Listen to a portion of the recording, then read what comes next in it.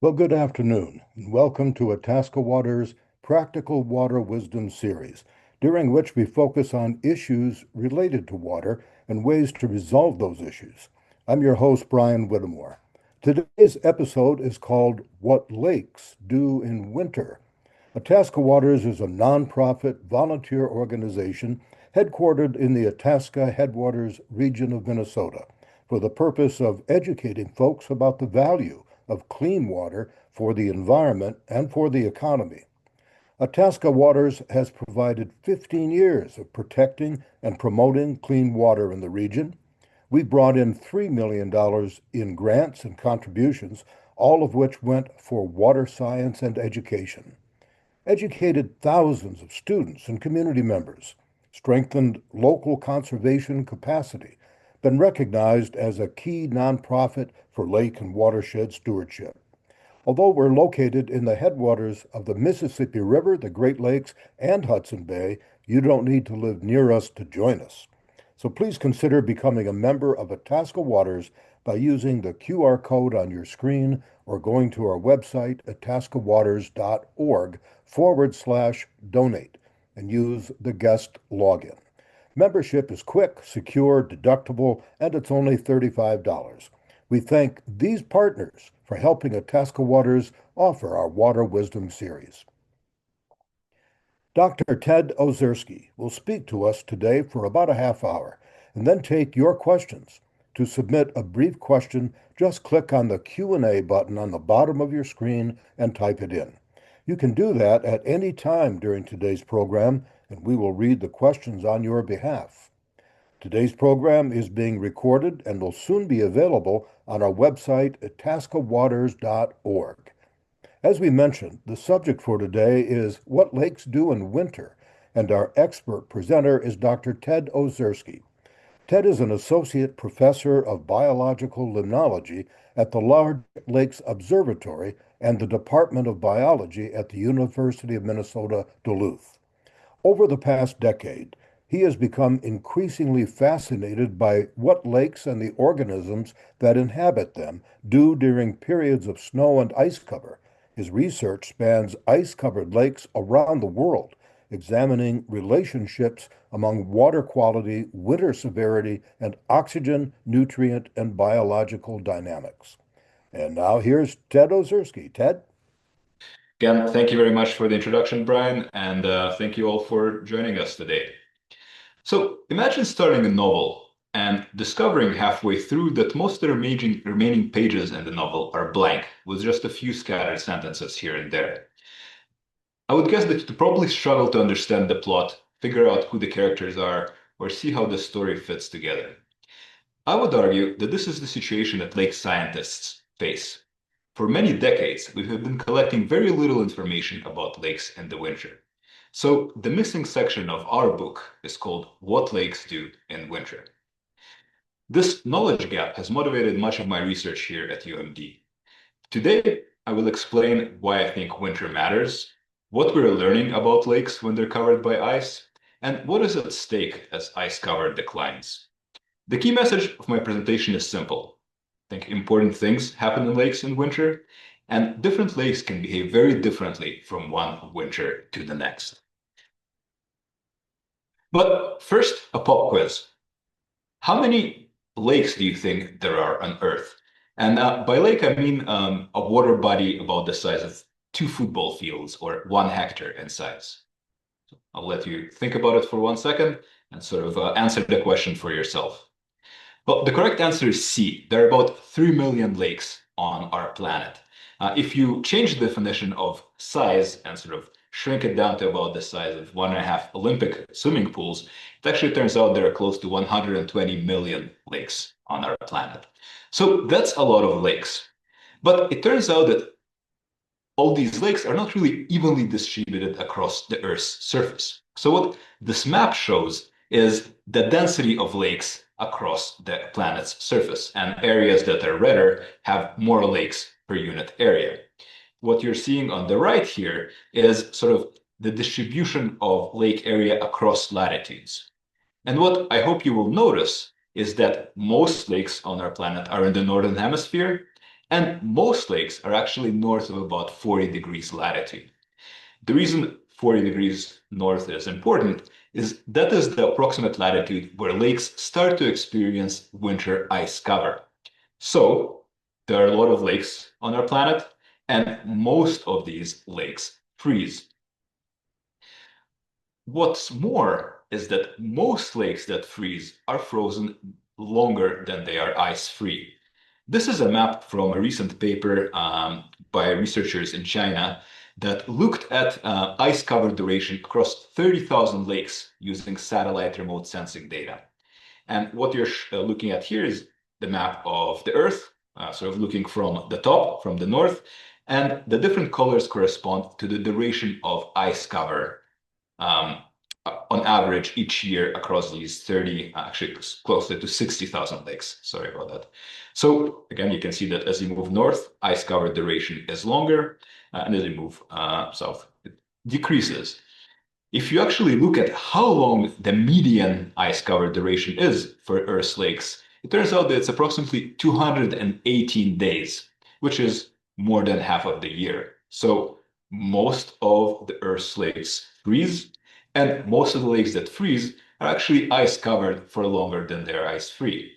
So I think it's not an exaggeration to say that the natural state of an average lake on Earth is actually to be ice covered.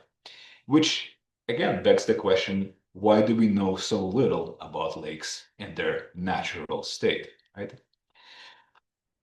Part of the problem of not knowing what lakes do in the winter has to do with the fact that we don't fully understand how they work for a large part of their annual cycle. And the other part is that lakes, like much of the Earth's ecosystems, are changing.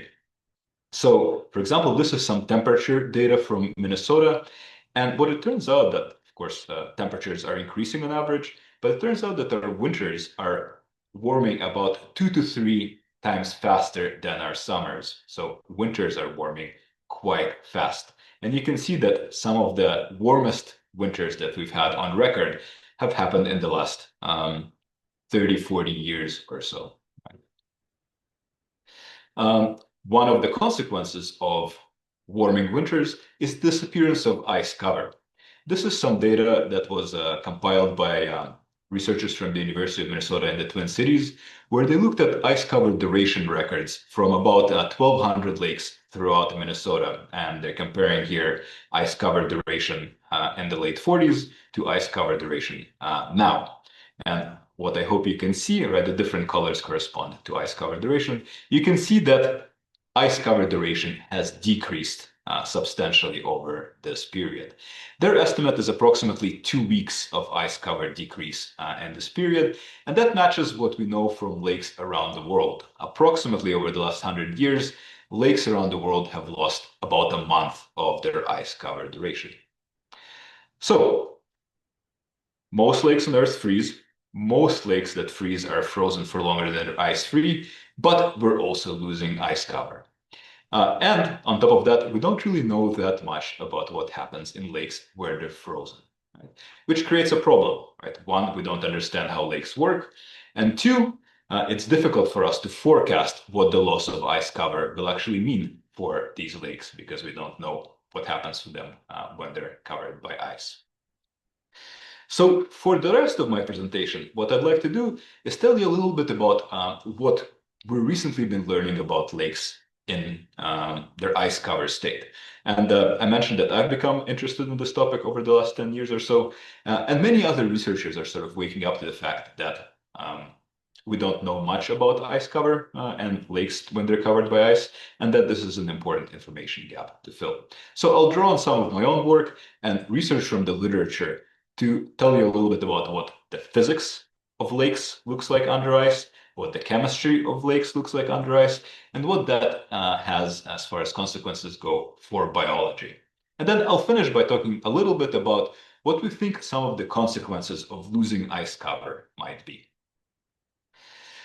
So, think about your local lake during its summer period and how you sort of think about the things that happen in the lake. And then think about what happens in that lake when it's covered by ice, right? What does ice and snow cover do to a lake? And I would argue that the formation of ice cover is the most profound transformation that a lake experiences during its annual cycle, right? It changes many, many, many things inside the lakes. And I'll start by talking a little bit about physics of lakes when they're covered by ice and snow. And of course, one of the most obvious consequences of ice and snow cover is restriction on the amount of light that reaches the water column. Light, of course, is important because it warms and mixes the water, but it also drives photosynthesis, the production of plants inside the lake, which form the base of the lake's food web. This has many different consequences for lake ecosystems.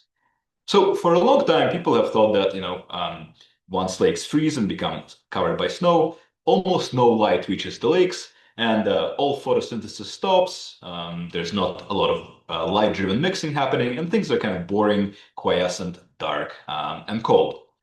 It turns out this is only partially true. And part of the reason is that lakes can be very different in terms of how much snow they have on the ice. Transparent, clear ice, or black ice, as some people call it, is actually very transmissible to light. It actually is more transparent than water in some cases.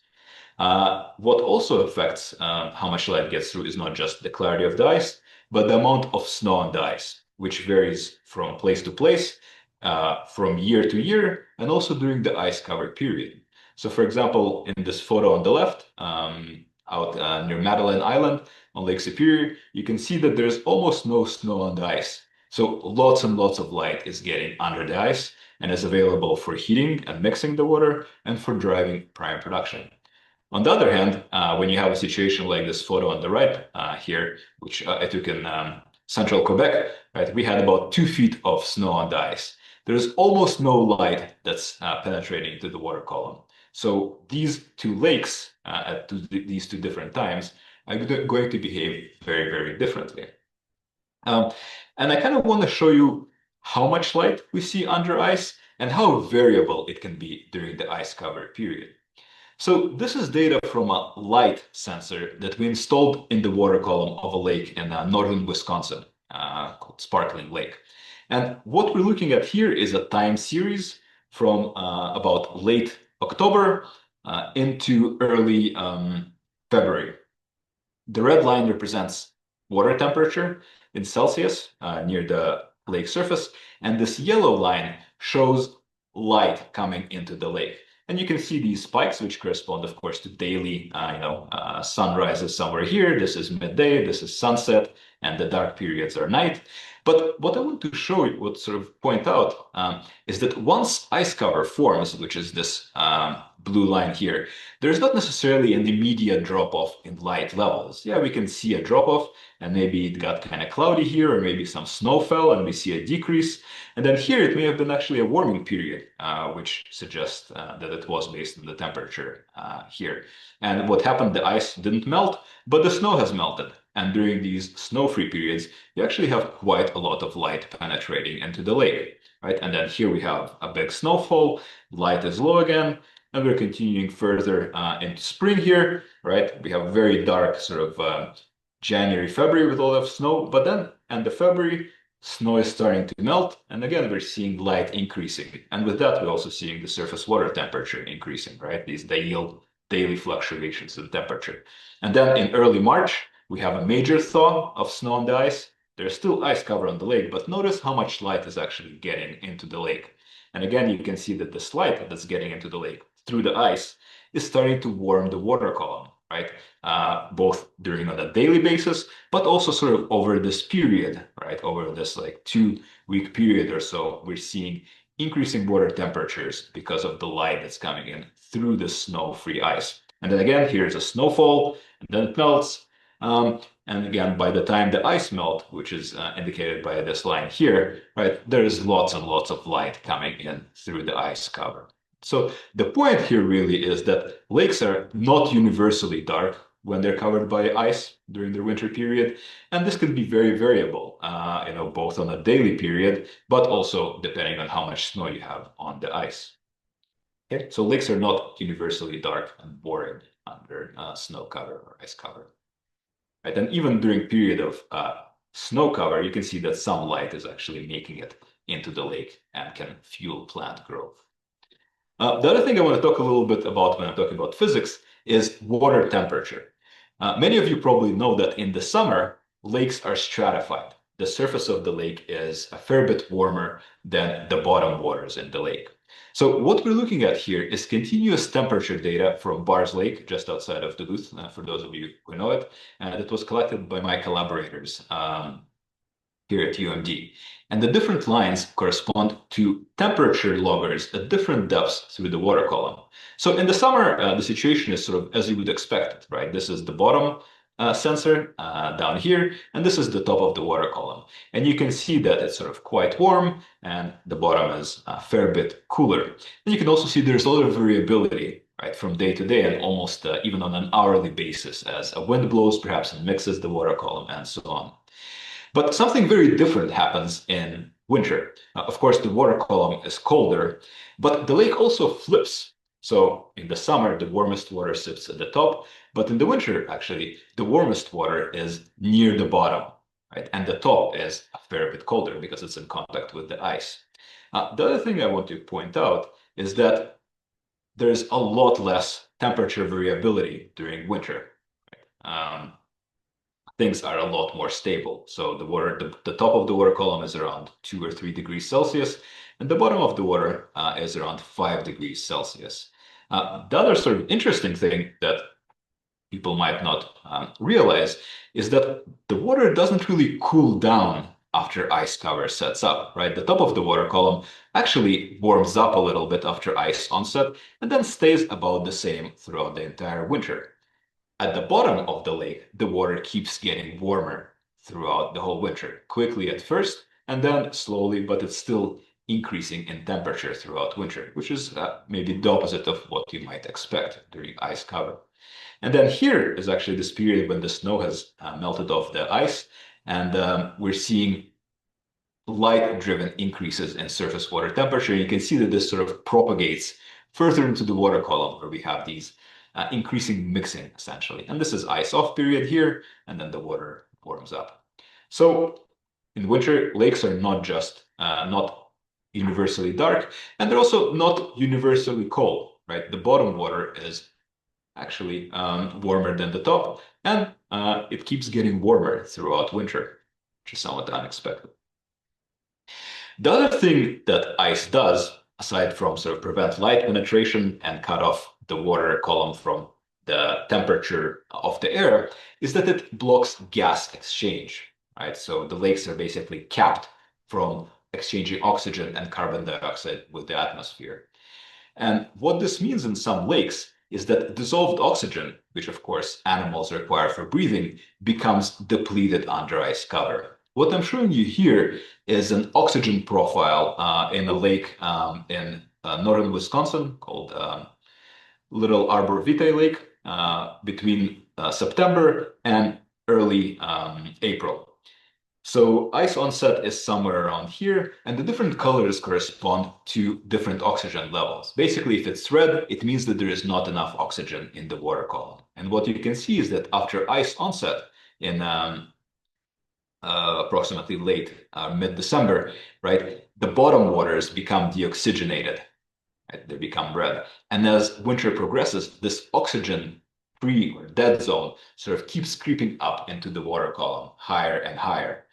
And in many lakes, this can result actually in complete deoxygenation of the water column or water column anoxia.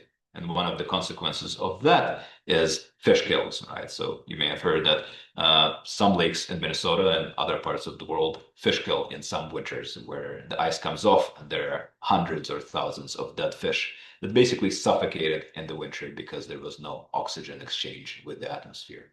And understanding why and which lakes fish kills is an important uh, goal of my research program and other people's research programs about winter.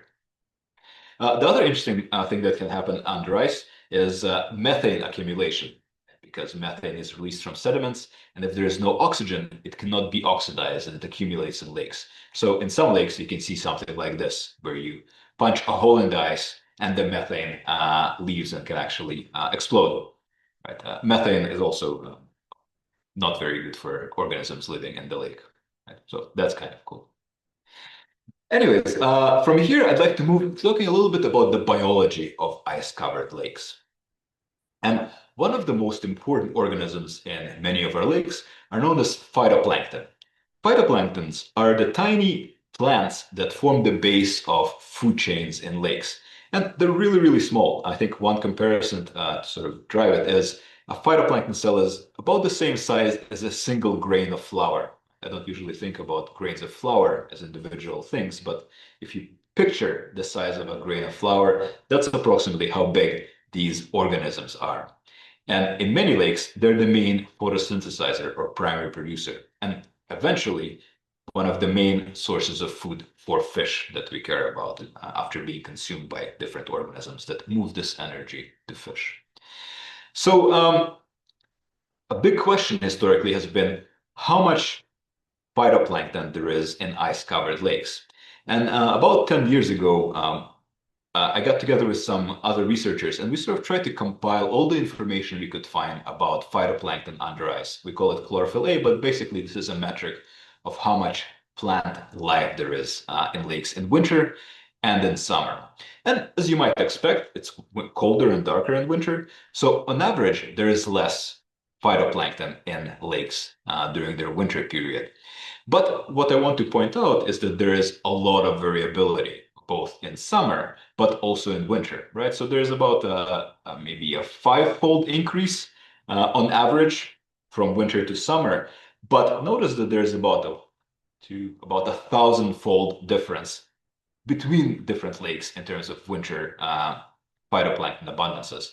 So some lakes are very poor in phytoplankton, like we might expect under ice and snow cover, but in other lakes, there is lots and lots of plant growth happening.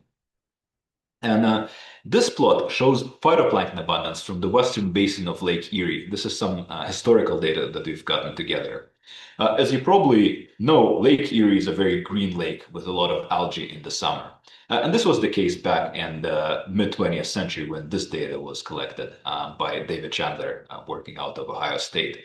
And you can see this sort of peak chlorophyll or peak phytoplankton abundance in the summer, as you might expect.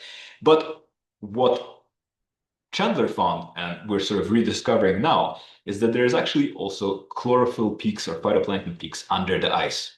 Right? So this dark period represents the ice-covered period during those years on Lake Erie. And you can see that some of the highest phytoplankton and plant abundances are actually happening under the ice cover. For example, in 1941, under ice phytoplankton densities were higher than open water season phytoplankton densities. So the point here really is that winter period under ice is not necessarily an unproductive period, and that there's a lot of variability between lakes and even between years in the same lake. And this comes down to a few different things related to ice quality, for example. Um, so the things that mostly eat phytoplankton and eventually transfer energy to fish are something called zooplankton, which are tiny animals that live in lakes. Zooplankton are larger than phytoplankton, and they range in size from maybe the size of a very small grain of sand to the size of like a fruit fly in your kitchen in the summer. Quite small, but they're really important and very abundant. Uh, as part of that same paper in 2017, we also tried to compile as much information as we could find about zooplankton in lakes. And the story is the same as with phytoplankton. Yes, there is less zooplankton in the winter in lakes than there is in the summer. But again, the variability is sort of bigger than the difference between winter and summer, right? In some lakes, there is indeed very little zooplankton in the winter, but in other lakes, there is lots and lots and lots of zooplankton in lakes. So again, variability sort of here is the rule rather than universally low abundances. What I want to show you is a short video that we took in Lake Minnetonka in Halstead Bay under the ice to give you an idea of how much zooplankton there can be under the ice. So this is a hole in the ice, and we're lowering our camera through it.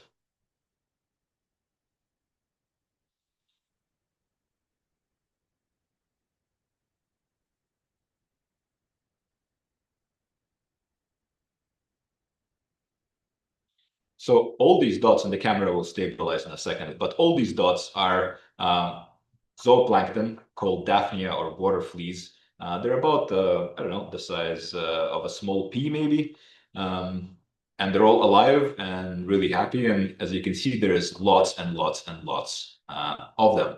In fact, I've never seen quite so many zooplankton anywhere else, either in the summer or in the winter. And this is basically like zooplankton soup. And they're all swimming, they're all eating, they're all reproducing, and they don't really care that the water column is just a little bit above freezing.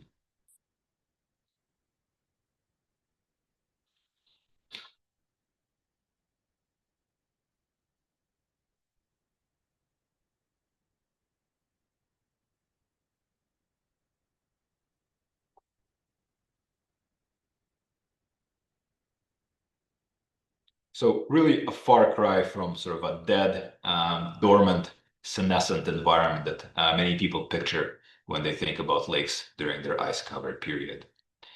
Let's see, I still have a little bit of time. I want to share a small zooplankton story that my student recently sort of published, where we looked at the same lake in 2 different years. And this story connects oxygen under ice, winter conditions, and zooplankton. Um, I don't know how many of you remember the winter of 22-23. If you do, you may remember that it was a record-breaking year in terms of snow cover. Right? We've gotten a record amount of snow, very snowy winter. And we were studying a lake in central Minnesota called Portage Lake, just outside of Park Rapids, in that winter, trying to understand what zooplankton do throughout the winter. And we were collecting zooplankton samples throughout the winter. So we visited the lake in January and we saw a lot of zooplankton. There were different kinds.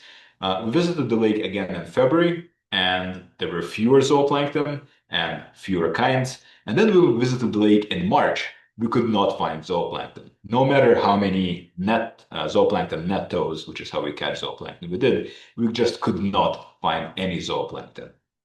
And what we think happened that winter is the lake essentially had a fish kill, but the fish kill also killed zooplankton, which is not something that has been observed in the past, right? So the lake lost all its oxygen because there was so much snow and no plant growth and oxygen production under ice. And all the zooplankton essentially suffocated that year.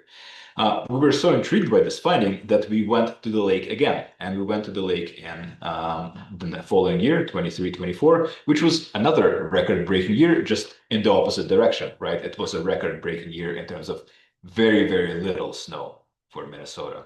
And we saw a completely different thing that winter. So in January, the densities and the types of organisms that we saw were very similar to what we saw in 22-23. But as winter kept going, we saw the completely opposite pattern, right? As winter progressed, there were more and more kinds of zooplankton and more individuals. So same lake, 2 different winters, and a completely different situation for zooplankton. And of course, we care about zooplankton for many reasons, in part because they're interesting and cool, but also because they channel energy to higher trophic levels like fish eventually. So they're important organisms. Speaking of fish, I have collaborated with fisheries biologists to try and study fish under ice. We've done some work in a few different lakes around the state, and our goal here really was to try to understand how different species of fish behave in different types of lakes. So those are 2 graduate students that worked in my lab on this fish project. And what they're standing with here is what's known as an ice jigger. If you're trying to study fish in the winter, you need to catch many fish, so you have a statistically representative sample. And the easiest way to catch fish is using a gill net. But a gill net is sort of, when deployed in a lake, kind of looks like a tennis net, right? And the challenge, of course, is how to stretch a net between 2 holes in the ice in a lake. The distance should be about 60 to 80 feet. So what you can use for that is something called an ice jigger. And I'll just have a quick video showing how an ice jigger works. So what you do is you drill a hole in the ice, you put the ice jigger through the ice, and it's attached to a rope. And it actually has this little claw in the middle that allows it to crawl under the ice. So here's one of my students deploying the jigger, right? It has a rope attached to it, and you can see that it crawls under the ice. And once you've stretched it, let it go far enough, as far as you want. You basically drill another hole in the ice, take it out, and now you have two holes with a rope running between them. And now you can stretch your net between these two holes. I think I still have a few minutes. So I'll just, we're still analyzing the fish data, but what I want to show you here is that these are gut content analysis data from two fish species, walleye and yellow perch, in four different lakes: Portage Lake near Park Rapids, Pike Lake near Duluth, Carey Lake and in central Minnesota, and Madison Lake in southern Minnesota. And the different colors represent different prey types. What I really want to show you here is that fish change what they eat between seasons. Walleye less so than perch. Walleye is mostly piscivorous in a lot of these systems, but perch especially can be quite different, right? So in some lakes in the winter they eat mostly fish. In other lakes they seem to not eat anything at all, really. And in other lakes they eat sort of a big mix of items, right? Including invertebrates, zooplankton, and then like unknown diets, which is basically mush that we can't quite diagnose. So we're still working on this data, but again, as with the other examples that I showed you, the rule here is variability and differences between lakes and, of course, species. So I mentioned that lakes are losing ice cover. What does that mean for people? What does it mean for ecosystems? Well, part of the challenge is we don't quite know enough about lakes in winter to fully answer this question. But we're starting to get a better understanding. And a couple of years ago, or 2 years ago now, we published a review paper trying to summarize what we knew about lakes in the winter. So the environmental and societal consequences of winter ice loss from lakes. And I'm not going to go into this too much detail, but some of the things that we think ice loss prevents is it reduces human use of lakes, right? For example, ice fishing, or in far northern communities, use of ice roads, for example. Ice moderates water quality, potentially preventing algal blooms. It promotes cold water fisheries, promotes native biodiversity, and inhibits species invasions, protects against shoreline erosion. It can increase carbon retention, and it also reduces evaporative water loss, which is especially important on the Great Lakes, right? So like lake effect snow is around the Great Lakes is worse in low ice years, which of course has consequences for communities like Buffalo, which get hit with major snowstorms. Another thing that I want to sort of wrap up with, which I think is relevant for us, is the connection between loss of ice, warming, and fatalities of people drowning in the winter. So a few years ago, Dr. Sapna Sharma up in Canada and her collaborators tried to compile information about winter drownings, drowning rates, and they compared this to water temperatures across winter air temperatures across a bunch of different countries that experience ice cover. And what they found is that countries that have warmer winters have more ice fatalities. And their explanation, or winter fatalities, winter drownings, and their explanation is that in those warmer conditions, the ice becomes less predictable, and people venture out on the ice to go ice fishing or just to skate or whatever. And because the ice is unpredictable, they end up falling through the ice and unfortunately drowning. One of the sort of, if we can extrapolate this graph to the Midwest and Minnesota, we're moving from sort of this part of the graph towards this part of the graph. And again, as you probably know, many people fall through the ice, and it seems to be an increasingly common situation where you might think like, yeah, the lake has always been frozen by Christmas, and I've always driven it around Christmas. Well, as we lose ice and as winter becomes more variable, this may no longer be true. So if you do recreate on frozen lakes, I think I close by urging you to be careful and always checking the ice when you're out there. So that's my presentation. I think we have lots of time for questions, but before that, I want to acknowledge graduate students in my lab who have worked on winter topics, Ilya Benedict, Drew Czech, Levi Fute, Anthony Akiboshi, and Kirill Shapov have all contributed to the slides and data I showed you. And I also want to recognize some of my funders, Minnesota Sea Grant, Cooperative Institutes for Great Lakes Research, National Science Foundation, Minnesota's Legislature and Citizens Commission for Minnesota Resources, Norwegian Research Council, and the University of Minnesota Duluth.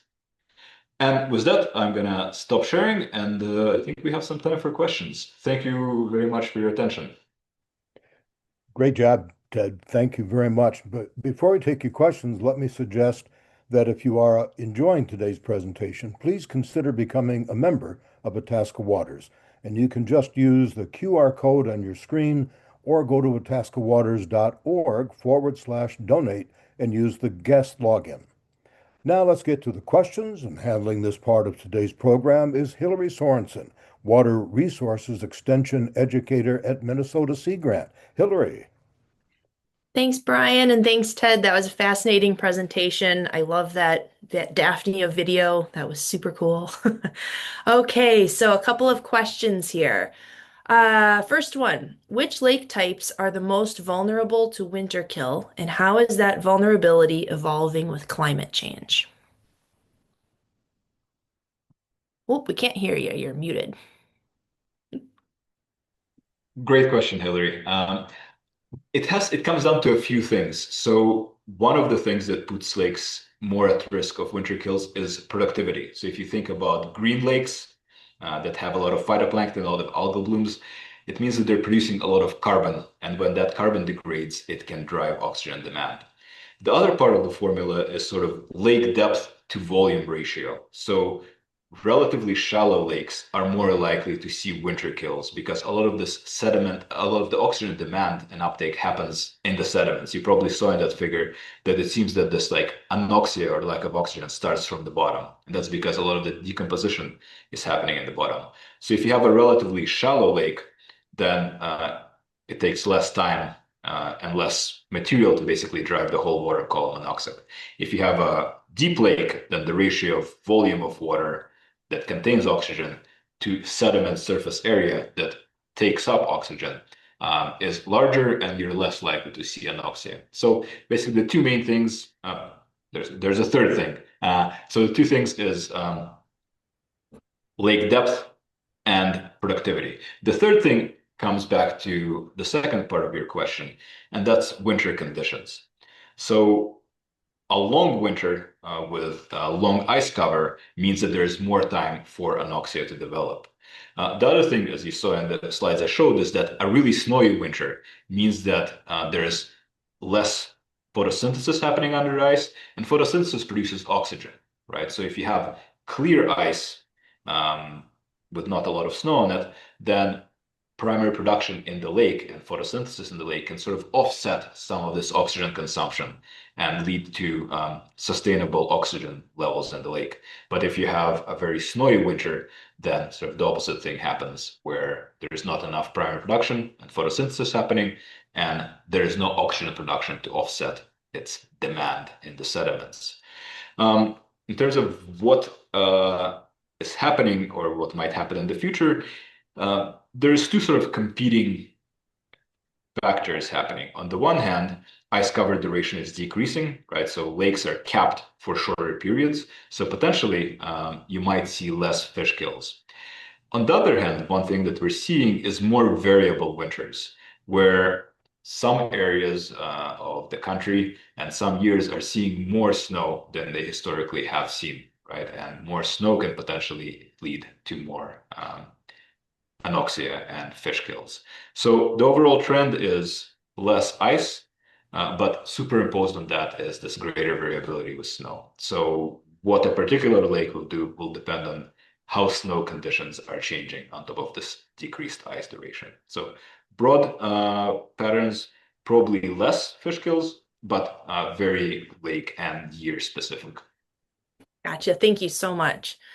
Okay, second question from Karen. Why does white foam sometimes appear on the surface of a frozen lake? White foam. White Hmm. foam.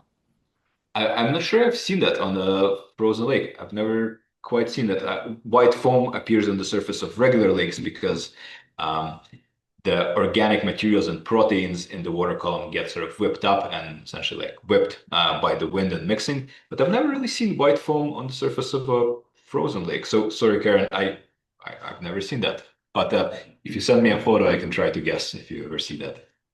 Hey, Karen, thank you. And if you type in the Q&A box, you could maybe say where you saw that or something like that too. That'd be great. Thank you. Okay, third question. At a recent webinar, our January webinar, Shane Bowe from the Red Lake Department of Natural Resources Fisheries said that whitefish have disappeared from Upper and Lower Red Lake. Is this related to ice duration, or is that a factor in that disappearance of whitefish? Hmm. That's a really good question. I'm not sure what's happening in Red Lake, but I know that in the Great Lakes there is a connection between ice cover and whitefish population specifically.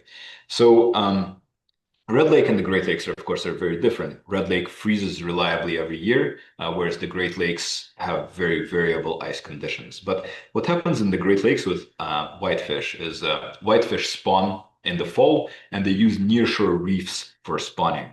So in years with lots of ice, the ice sort of protects these eggs from wave action and from sedimentary suspension.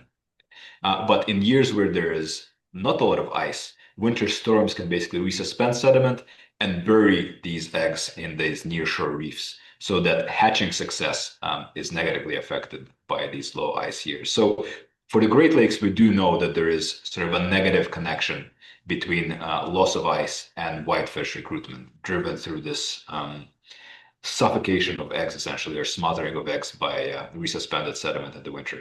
I'm not sure if this is what's happening in Red Lake. I don't know enough, unfortunately. So it's possible, but I don't know. Thank you. Okay, this question is from Randall. Is it benthic metabolism that causes lake bottom water to warm in the wintertime?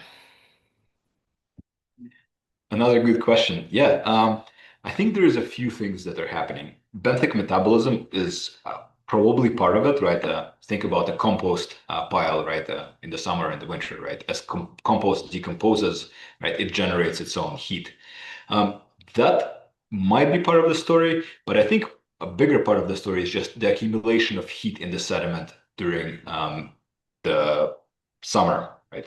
So in shallower lakes where the bottom waters are relatively warm, like you saw in Barrs Lake, where the bottom water was around 15, 17 degrees Celsius, the sediment sort of accumulates this heat and then slowly lets it out over the period of the winter. And you can kind of get a sense of that happening because if you remember the way the temperature warmed up, it warmed up fast first and then it sort of like slowed down, right? So a lot of the heat is sort of dumped out of the sediment into the water column early on, and then the release of heat slows down as the water column and sediment sort of equilibrate in terms of their temperature conditions. So probably most of it is this release of stored heat. The sediments are big and they store a lot of heat when they're warm, and then they slowly release it into the water column. I believe that's sort of the main source. That makes sense. All right, thank you. Next question. Is the ecological impact of shorter ice seasons driven more by northward range expansions or by physiological and phenological stress on native cold adapted species? That's a long one. Kind of a two-part. Uh, I don't know. I'm just gonna cop out and say probably both. Okay. But yeah, Lots of factors it's going a on. great question, and I think part of it is that again we're just learning about what's happening under ice for a lot of species, right? So what we know is we know some things about some species, about some lakes, but we don't quite, I feel, know enough to make these big picture extrapolations, right? So sort of like to come back to this Daphnia video example, right? Like the common idea, for example, for Daphnia is that they're warm-loving species, right? That we mostly see in lakes in the summer, right? But as you saw in that video, right, they can be hugely abundant at least in particular times in some lakes in the winter. So like this physiology aspect, it appears that we don't fully understand maybe. what's happening with some of these organisms in winter. Yeah, it's a great question, and I think it's a little bit above my understanding of the biology. Thank you. Yes. Okay, is there evidence that shifting winter conditions are reshaping lake food webs by altering the timing of plankton, microbial, or other biological activity rather than simply changing total productivity? Yeah, another really good question, and I think it comes down to the fact that different organisms are driven by different factors. Like plants care the most about light, whereas animals, well, they care about food availability and temperature. So there is this idea of increasing phenological mismatch between plants and animals as ice cover decreases. And I apologize, I'm not going to remember the details, but there is some really interesting research coming out of Gretchen Hansen's lab in the Twin Cities and some of her collaborators up in Wisconsin looking at phenological mismatch between zooplankton and walleye in Wisconsin lakes. And again, I don't want to misrepresent their findings, but they appear to see this increasing mismatch between when walleye food is there and when walleye are hungry. So yeah, it's not just totals, it is this like timing question for sure. Great, thank you. Okay, this question is from Shelby. Do you expect that changes in ice cover could lead to higher frequency and magnitude of non-summer cyanobacteria blooms? Yeah, really good question.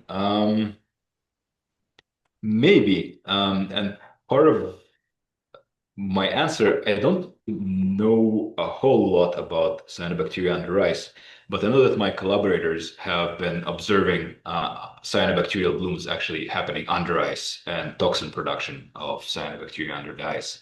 And to some extent, it's likely driven by light penetration through the ice. So I feel that if you decrease snow availability, decrease snow amounts, or maybe have more frequent sort of rain on snow or midwinter melt events, you can potentially support more plant growth. And I think in naturally product or in productive lakes, I think some of this under ice growth can be expressed as toxic cyanobacteria. So yeah, it's happening. And some of my collaborators in Missouri and a few other states are actually currently doing a study where they're sampling several dozen lakes throughout North America and Europe as well to try and look at phytoplankton and how winter conditions um, essentially relate to what amounts and types of phytoplankton we can see. But yeah, there can be cyanobacteria under ice, and we don't quite understand enough about what drives them to make predictions about them. Great, that's a really interesting one. Okay, do zooplankton communities change in the winter? Example, do certain types of zooplankton thrive more during that season? Yeah, for sure. So again, the historical belief was that cladocerans or water fleas like Daphnia really don't like cold water temperatures, and they sort of like disappear from the zooplankton. They settle out and just sort of like wait for warm conditions. And on average, it does bear the data do bear that out. So some species really don't like cold conditions. And others don't really care that much. So, for example, for people who are familiar with this, like copepods, for example, especially calanoid copepods, they don't really change very much at all between winter and summer. They're always there and they're always happy.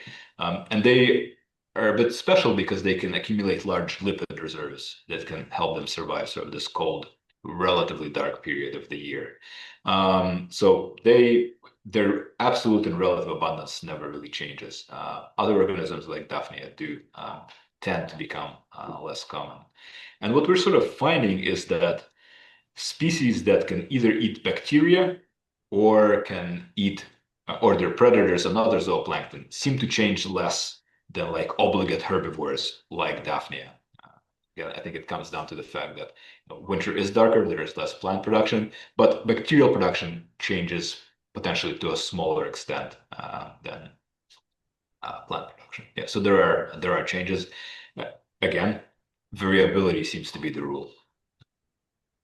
That makes sense. Thank you. Okay, a couple more, just doing a time check, a couple more questions here. With increased methane emissions from Minnesota lakes, what effects might this have on under ice ecological processes? So you talked a little bit about this, maybe expand a bit. Hmm.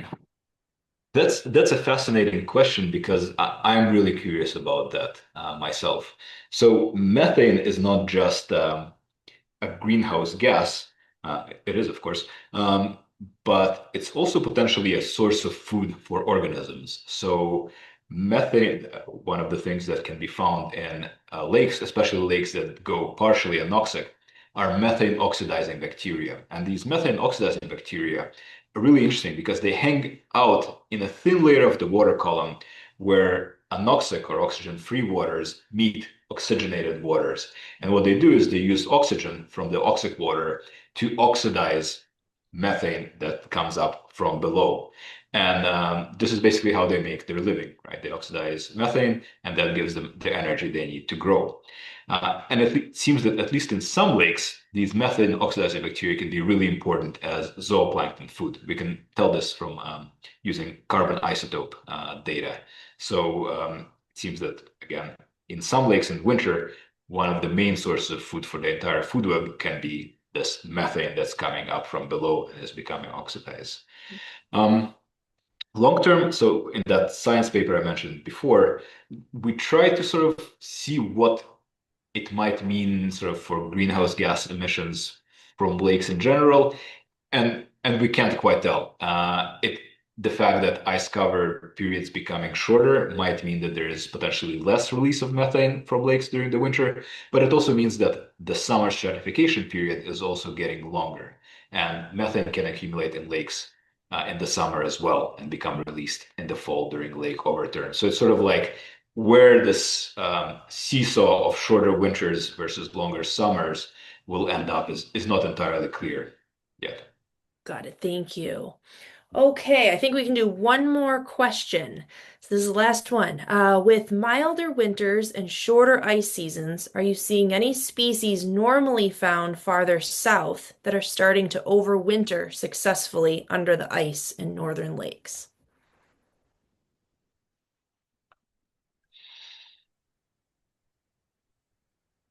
Good question. You know, I'm not totally sure. I mean, there is a general pattern of northward expansion for many invasive species and even native species that used to be further south. Um, I'm not totally sure that I can name any specific ones that are whose success is like predicated based on what changing winter conditions. Yeah, that's where my mind jumped was, are there any invasive species that are going to be able to do better, be happier under these changing conditions? Okay, thank you so much for your fascinating presentation today. I will hand things back over to Brian. Thank you. Thanks, Hillary, and thanks to Ted Ozersky for today's session, which was entirely fascinating. This program will be available soon on our website at tascawaters.org, and please feel free to recommend it to family, friends, and neighbors. Also, we are asking for your ideas about the Water Wisdom series. You can respond to the evaluation form we'll email you. Now, before you go, here are a couple of important program notes. The next regular Practical Water Wisdom program will be on March 5th, and it's entitled Strategies for Recreational Watercraft Regulation. You can register for free on atascawaters.org. But also on February 19th, Professor John Downing will again present the Minnesota Lakes Thaw Tracker. Find out when your lake might thaw for the 2026 season. And while you're on the website, please consider becoming a member at atascawaters.org/donate or follow the QR code on screen. I'm Brian Whittemore. Thank you for watching today.